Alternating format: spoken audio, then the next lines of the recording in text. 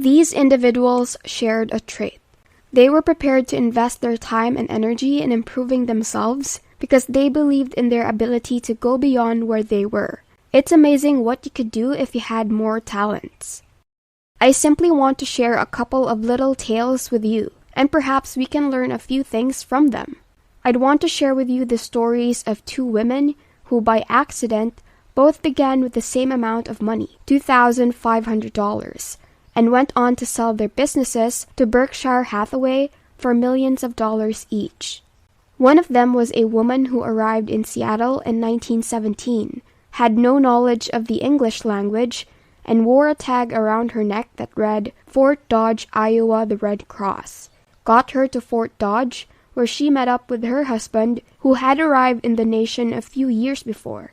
She spent 2 years in Fort Dodge and, as she described it, felt like a moron.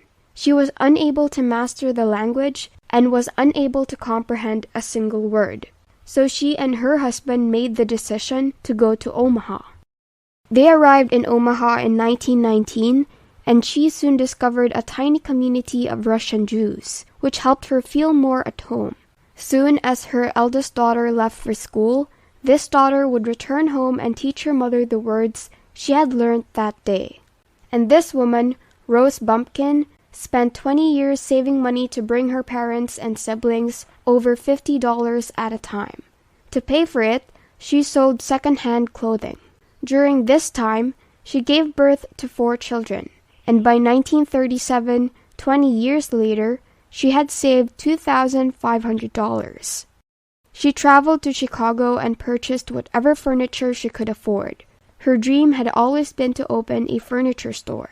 She had only $2,500 and had never attended school once in her life.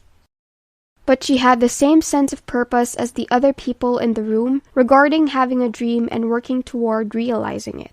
She created a company that she sold to me in 1983 for roughly $60 million, and that generated $1.5 billion in revenue in the previous fiscal year. This woman, Rose Blumpkin, who worked with me until she was 103, is a member of the 4th generation to work in that industry. And after that, I'm not suggesting she retired, rather she passed away the following year, teaching all of Berkshire's management that early retirement is risky, because you never know what may happen. However, Mrs. B entered into the furniture business with only $2,500, plus the additional fact that she was illiterate. She didn't bring anything special to the table in terms of furniture, but she did bring a strong will to succeed. She worked at really low gross margins, but still managed to build this amazing business because she felt she could outwork anyone and that she cared about her consumers. I paid another woman who did the same thing with $2,500, hundreds of $1,000,000 for her business. So I made a decision to go straight to the source and obtain these individuals. I consequently kept up with this group, and today I'd like to introduce you to another small company owner. This individual, who was born around 8 years before I was, refused my offer to purchase his company, which I thought was quite clever. He's born in 1922. He was raised in the Midwest and will be called Jack. He was a decent athlete who disliked school a lot. I'll tell you this early in the story in the hopes that you can identify the man.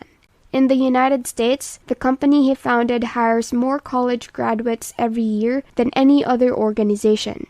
This man, who was destined for this, but was unaware of it, attended college for 1 year before dropping out, since he wasn't all that interested in it. The year he left school was 1941.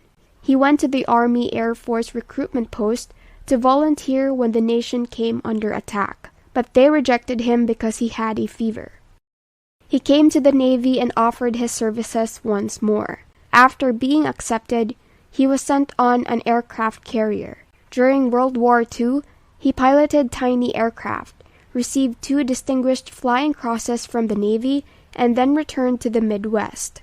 So now we have a young man who by this point would likely be 23 or 24 years old.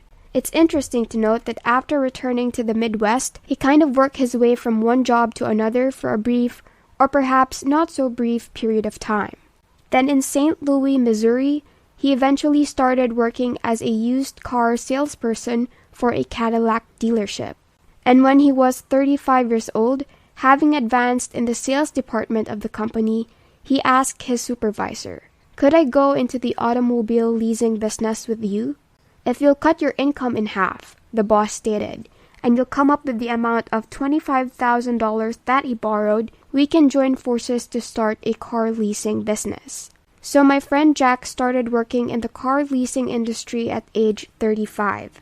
He had 7 cars, but business was slow. In fact, one of his tricks was to let the phone ring 3 or 4 times. Each time it rang to give the impression that he was very busy answering other calls, when in reality it was the only call he would get that day. His initial business effort was a success, but it wasn't really going anywhere, and everyone can learn from this. At the age of 40, he made the decision to enter the rental car industry as a competitor with 17 vehicles. As a result, he is now competing against companies like Hertz, Avis, National, and others who have thousands upon thousands of vehicles while only owning 17. He's buying them from GM or Florida Chrysler, and he can't get them at airport locations because those companies have all of their inventory sold. But he was determined to give the customer everything from a different car while still providing him with friendlier service than they've ever experienced. He founded the business and gave it the name USS Enterprise, after the battleship he had flown from in the Pacific. He passed away around a year and a half later. However, his rental car business, which began with those 17 vehicles, was worth more than he passed away than Hertz, Avis, and all the other rental car companies combined. Let me know in the comments if you have any other questions about investing. Let's return to the video. I'm talking about Jack Taylor. The business is currently operated by the man's son, Andy Taylor, who is also a close friend of mine. If his grandchild joins the company, it will be run by a 4th generation of alumni. Therefore, this American man did not discover artificial intelligence. You believe he didn't do anything improper, similar to Mrs. B's furniture sales. Any of us could have started those enterprises, but he essentially lived by the motto of satisfying his clients and building relationships with people. Since he couldn't go out and take care of every rental car possibility, they in turn would want to like the clients. However, he discovered how to convey his personality, his outlook on life, and his desire to make friends with every client. He created this incredible business out of practically nothing, using very ordinary cars, which highlights a number of themes. One is that you don't always do it right the first time. For example, in the auto leasing industry, you were mostly competing on the cost of financing cars, and it's challenging to impress. His skills were essentially being wasted in that line of work, but at the age of 40 and with all that experience under his belt, he discovered the secret. He took a pretty ordinary company and transformed it into an absolutely spectacular enterprise, just like Mrs. Rose Bumpkin did with furniture. Additionally, he seemed unconcerned about whether the Federal Reserve will tighten or loosen monetary policy, as well as if the stock market had increased or decreased yesterday. He didn't stress about the things he couldn't control, but he did care and pay attention to the one issue, which was the customer's experience. I went down to Florida and attempted to convince him to sell the Berkshire, but he was clever enough to resist, and the company's worth has likely quadrupled since I visited. And I've seen the one I missed, the one that got away from the enterprise. Nevertheless, he was wise enough to realize that he would locate that business. As you may be aware, Henry Ford tried twice before founding the Ford Motor Company in 1903. Not having the best company concept ever the first time around is the true test. The challenge is whether you continue to develop your knowledge of your skills, what you can offer your clients, and what you can bring specifically to the party as time goes on. And in order to achieve that, you not only need the education that I'm sure you've acquired from operating 10,000 little businesses, but you also need a sincere desire to surprise customers every day. Despite the fact that I have observed many firms, I have never witnessed a customer-focused business fail. You want the customer to think of your business the next time they need to decide whether to rent a car or purchase some furnishings, since they had a positive experience there. I am certain that I will remember how I was handled when I made the purchase. After all, while you may forget the price over time, you never forget if the experience was positive or negative. And it will be difficult to identify someone who has had a good, happy experience buying something that won't be returned. Similarly, they won't return if the experience is one of rudeness, disinterest, or anything else. And as a small business owner, you have to be able to express that interest in people's happiness through other individuals, in addition to yourself, when your business expands. And you won't be able to achieve it by relying on individuals who themselves don't think they are being treated properly, or that their opinions are being given due consideration. The young folks should come to Omaha because you truly do need to learn how to multiply yourself via others. The goal is to make sure that the spouse you will most likely have is the most crucial decision you will make regarding your personal life. And it's crucial to surround yourself with like-minded individuals. The more superior you are, the more you will draw toward your social circle. So in that regard, I've been quite fortunate. I've had instructors, friends, and a spouse who was actually a better person than I was, and I had the common sense to learn from them that life went better if you acted better yourself, though it took some time. Therefore, I advise you to look for people who actually set a good example for you rather than those who you think will help you get your life together as a partner in business or in life. And basic guidelines like that, please customers, work through others, and associate with people who will help you move in a better direction that you might have otherwise, will take you so far in life that it's difficult to believe.